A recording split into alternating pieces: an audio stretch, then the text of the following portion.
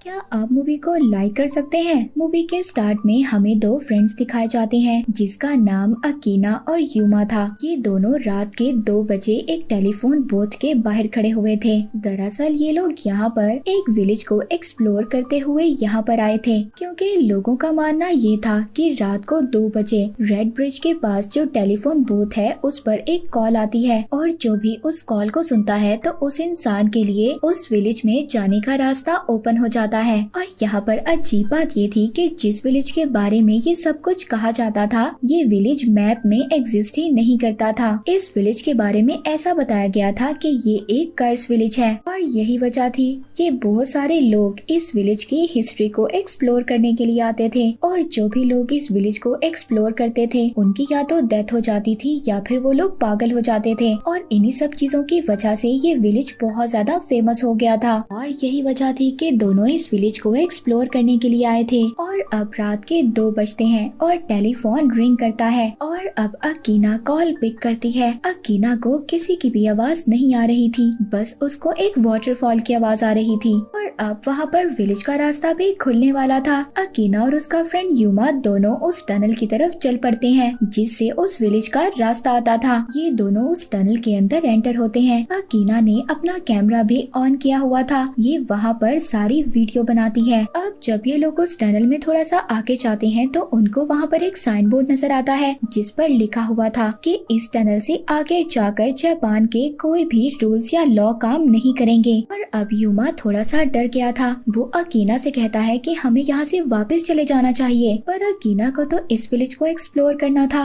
वो अपने फ्रेंड यूमा की बात नहीं मानती। अब जब ये दोनों उस विलेज के अंदर एंटर होते हैं तो यहाँ पर इनको बहुत से पुराने घर नजर आते हैं। अकीना को यहाँ पर वॉशरूम जाना था। अब अकीना इन्हीं पुराने घरों की एक वॉशरूम को यूज करने का डिसाइड करती है। अकीना जब वॉशरूम में थी तो बाहर यूमा विलेज को एक्सप्लोर कर रहा था, तभी उसको वहाँ पर एक केज नजर आता है जिसमें से के उसको डॉग्स की आवाजें आ रही थी। पर जब यूमा पास जाकर देखता है तो वहाँ पर कोई डॉग तो नहीं था, बल्कि वहाँ पर डॉग का स्केलेटन था। दूसरी तरफ अकीना जो के वॉशरूम से बाहर आ रही थी, तभी उसको रियलाइज होता है कि बाहर से किसी ने वॉशरूम का दरवाजा लॉक कर दिया है और उसको बाहर से बहुत सारे लोगों की चिल्लाने की आवाजें भी आ रही थी। तभी थोड़ी देर बाद अकीना के इर्द गिर्द बहुत सारे हाथ अपीयर हो जाते हैं और वो हाथ अकीना को पकड़ने लगते हैं। तभी बाहर यूमा को भी कुछ नजर आता है। वो डर कर अकीना की तरफ भागता है। अकीना भी बहुत ज्यादा डरी हुई थी। उनके पीछे कुछ ब्लैक स्पिरिट्स थी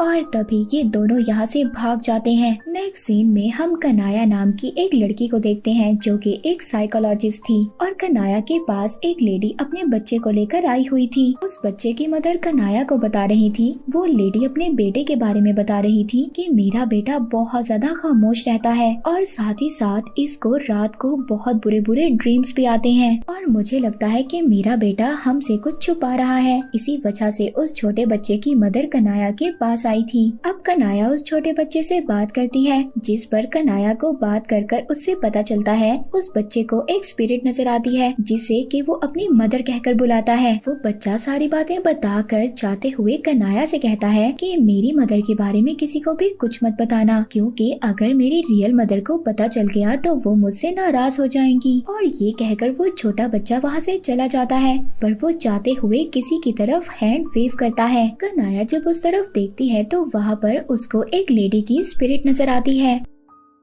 दूसरी तरफ हम अकीना को देखते हैं जिस पर उस इंसिडेंट का इतना बुरा असर हुआ था कि वो बहुत अजीब सा बिहेव कर रही थी। वो बहुत ज्यादा अजीब हो गई थी, खुद ही हंसने लगती थी, एक ही गाना बार बार गाती थी और बहुत ही अजीब से स्केचेस भी बनाने लगी थी। यहाँ पर हमें पता चलता है कि कनाया यूमा की सिस्टर थी। वो अपनी सिस्टर को अपनी फ्रेंड के बारे में बताता है। वो अपनी सिस्टर से कहता है कि मैं चाहता हूँ कि तुम मेरी फ्रेंड अकीना की हेल्प करो। वो अपनी सिस्टर को बताता है कि उस रात जब हम विलेज में गए उसी वजह से मेरी फ्रेंड अजीब सा बिहेव करने लग गई और ये सब कुछ मुझे लगता है कि उसी विलेज के कर्ज की वजह से हुआ है। अब जब यूमा कनाया से बातें कर रहा था तभी यहाँ पर यूमा का छोटा भाई आता है। यूमा के छोटे भाई को भी उसी विलेज पर प्रोजेक्ट बनाने के लिए मिला था। वो भी उस विलेज के बारे में और भी ज्यादा इंफॉर्मेशन लेना चाहता था, पर तभी वहाँ पर यूमा के फादर आते हैं और वो अपने छोटे बेटे को डांटते हैं और कहते हैं खबरदार तुम इन चीजों में पड़े, तुम इन सब चीजों से दूर रहो। फिर इसके बाद कनाया युमा की फ्रेंड से मिलने के लिए जाती है, जहाँ पर उसको उससे मिलने के बाद बहुत ही नेगेटिव वाइब्स आ रहे थे। अब उसी रात युमा की फ्रेंड छत से जंप कर कर अपनी जान दे देती है। जब युमा के फ्रेंड के डेड बॉडी का पोस्टमार्टम किया जाता है, तब उसके पोस्टमार्टम की रिपोर्ट में तो ये आता है कि उसकी डेथ डूबने की वजह से हुई है।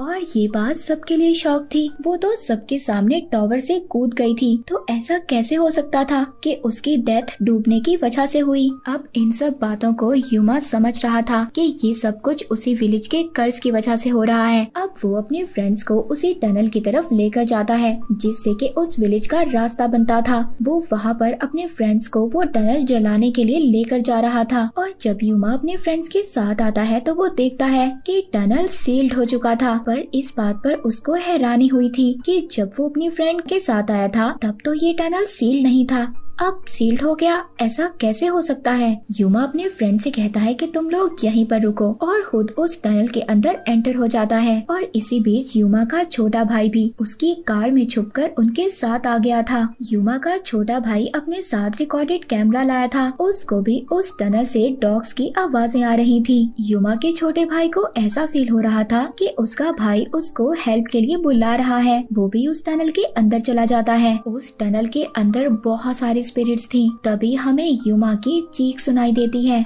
युमा के फ्रेंड्स इन सब बातों से बहुत ज्यादा डर गए थे और वो युमा की फैमिली और पुलिस को सब कुछ बता देते हैं। जब पुलिस और युमा की फैमिली यहाँ पर आ गई थी, तभी पुलिस को युमा के छोटे भाई का कैमरा मिलता है। इस बात से वो सब लोग समझ गए थे कि उनके साथ कुछ न कुछ तो गलत हुआ है। यहाँ पर पुलिस भी उस टनल के अंदर जाने से डर रही थी और सबको मना कर रही थी कि प्लीज अंदर मत जाएं। तभी युमा की मदर उस टनल के अंदर जाने की कोशिश करती हैं। जब उनको वहाँ पर सब लोग रोक रहे थे तो वो अजीब सा बिहेव करने लगती हैं। उधर ही कनाया को उसी बच्चे की मदर की कॉल आती है, जिस बच्चे को हमने कनाया के पास देखा था। उसकी मदर उसको बताती है कि मेरा बेटा बहुत ज्यादा बीमार है और वो हॉस्पिटल में एडमिट है। जब कनाया हॉस्पिटल आती है तो हॉस्पिटल आकर उसको ये पता चलता है कि जिस डॉक्टर ने युमा की फ्रेंड की ऑटोप्सी की थी, उनकी भी हालत बहुत ज्यादा खराब है और इसी वजह से उनको भी हॉस्पिटल में एडमिट कर दिया गया था। रात को कनाया उसी बच्चे के पास थी, पर जब रात को कनाया की अचानक से आंख खुलती है तो वो बच्चा अपने बेड पर नहीं था,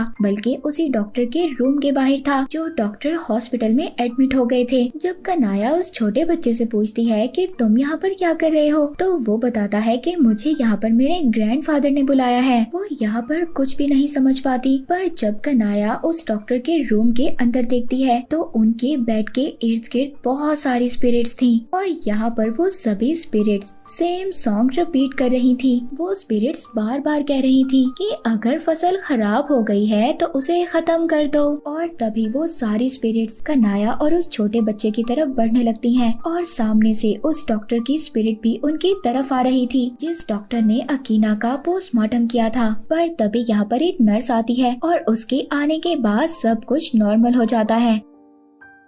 अब ये नर्स आकर कनाया को बताती है कि 2 मिनट पहले ही डॉक्टर की डेथ हो गई है। जी हाँ, नर्स यहाँ पर उसी डॉक्टर के बारे में बता रही थी जिनकी स्पिरिट अभी अभी कनाया के सामने थी। कनाया यहाँ पर समझ गई थी कि उस टनल और उस विलेज से इस बच्चे का कोई ना कोई कनेक्शन तो जरूर होगा, क्योंकि कनाया ने आज जिन स्पिरिट्स को देखा वो स्पिरिट्स बार बार वही सॉन्ग गा रही थी जो अकीना ने मरने से पहले गाया था। अब कनाया जब उस छोटे बच्चे के पेरेंट्स से बात करती है तो को पता चलता है जो उनका असल बच्चा था उसकी उसी दिन डेथ हो गई थी। पर तभी वहाँ पर हॉस्पिटल में ये बच्चा पैदा हुआ, क्योंकि उस बच्चे का कोई भी नहीं था तो इसीलिए हमने उसको अडॉप्ट कर लिया। नेक्स्ट सीन में हम युमा की एक और फ्रेंड को देखते हैं जिसकी गाड़ी उसी टेलीफोन बूथ के पास खराब हो गई थी। और जब वो अपने फ्रेंड्स को हेल्प के लिए वहाँ पर बुलाता है और फिर जब उसके फ्रेंड्स आकर देखते हैं तो उनके फ्रेंड की गाड़ी तो वहाँ पर थी, पर उनका फ्रेंड वहाँ से गायब था। और तभी उसी टाइम रात के 2 बज गए थे।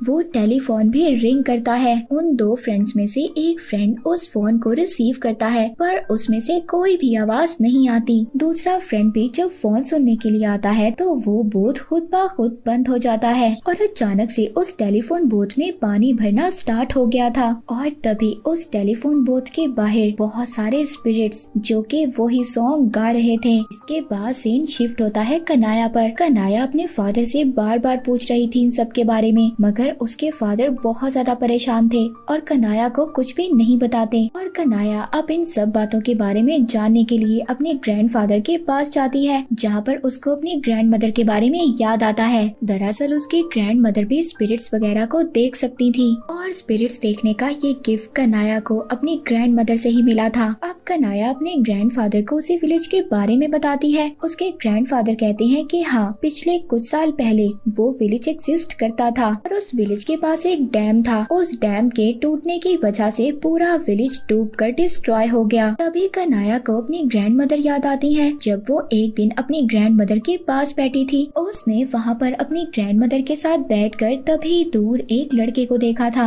और सरप्राइजिंगली वो लड़का उसको वहीं उसी जगह पर दूर खड़ा हुआ मिलता है। कनाया ने अपने बचपन में इस लड़के के विजन्स को देखा था और आज वो रियल में इस लड़के से मिल रही थी। वो लड़का उस विलेज के बारे में बहुत कुछ जानता था। उस लड़के को उस विलेज के बारे में बहुत ज्यादा इन्फॉर्मेशन थी। वो कनाया को एक ओल्ड वीडियो दिखाता है जिसमें कनाया को पता चलता है कि उस विलेज में रहने वाले लोग बहुत अरसा पहले बहुत खुशी खुशी रहा करते थे। फिर एक दिन वहाँ पर कुछ पावर कंपनी के लोग आए और उन्होंने इस विलेज के इर्द गिर्द डैम बनाने का डिसाइड किया था। उस विलेज के लोग ये नहीं चाहते थे कि किसी तरह से भी उनके विलेज को डिस्ट्रॉय किया जाए। वो लोग अपने विलेज को बचाने के लिए प्रोटेस्ट करते हैं। वो कंपनी तो सिर्फ अपना प्रॉफिट कमाना चाहती थी, इसीलिए उस कंपनी के लोगों ने वहाँ विलेज के लोगों को टॉर्चर करना शुरू कर दिया। कुछ पॉलिटिकल पावर से ये प्रूव करवा लिया कि ये विलेज एग्जिस्ट ही नहीं करता, जिसके बाद वहाँ विलेज के बाहर वही बोर्ड लगाया गया जो हमने मूवी के स्टार्ट में देखा था, जिस पर लिखा हुआ था कि इससे आगे जापान का कोई भी रूल या लॉ अप्लाई नहीं होगा। और उस कंपनी के लोगों ने वहाँ पर रहने वाले विलेजर्स के साथ जो कुछ भी किया वो किसी कर से कम नहीं था। उन्होंने वहाँ पर विलेजर्स को बहुत ज्यादा तंग किया, उनके साथ बहुत बुरा सलूक किया। फिर इसके बाद वो डैम टूटने की वजह से वो गाँव पूरा का पूरा डूबकर डिस्ट्रॉय हो गया।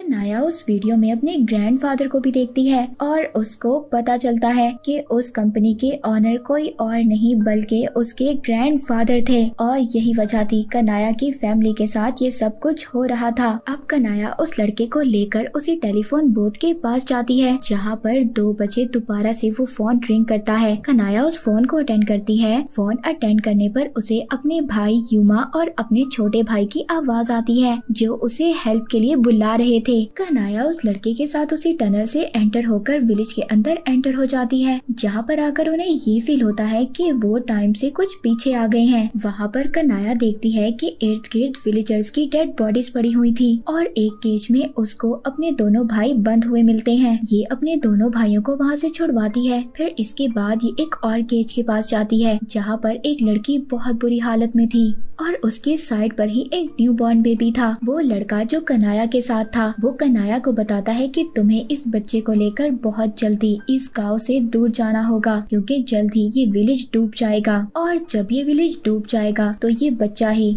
इस विलेज के लोगों के नाम को आगे बढ़ाएगा और यही बच्चा है जो इस विलेज के कर्ज को खत्म कर सकता है। अब जब कनाया, उसके भाई और वो लड़का सभी इस गांव से दूर भाग रहे थे तो वो लड़की जिसका ये बच्चा था वो इनके पीछे आ रही थी और वो लड़की एक इविल में बदल गई थी और इन पर अटैक करती है। वो लड़का और युमा दोनों मिलकर उस लड़की को रोकते हैं। वो दोनों कनाया को कह रहे थे कि इस बच्चे को लेकर यहाँ से दूर चली जाओ। जब कनाया अपने छोटे भाई के साथ उस बच्चे को उस गांव से दूर ले आई थी, वो दोनों उस टनल से निकलकर बेहोश हो जाते हैं पर उनके पास वो बच्चा नहीं था। इसके बाद कनाया और उसके छोटे भाई को हम हॉस्पिटल में देखते हैं और दूसरी तरफ तरफ वो छोटा बच्चा जिसको कनाया उस गांव से ले आई थी, उस बच्चे को एक फैमिली उठाकर ले जाती है। फिर इसके बाद कनाया को डॉक्टर्स बताते हैं कि उन्हें उसके भाई युमा की डेड बॉडी मिली है और साथ ही साथ उसके साथ 2 स्केलेटन्स भी थे। कनाया समझ गई थी कि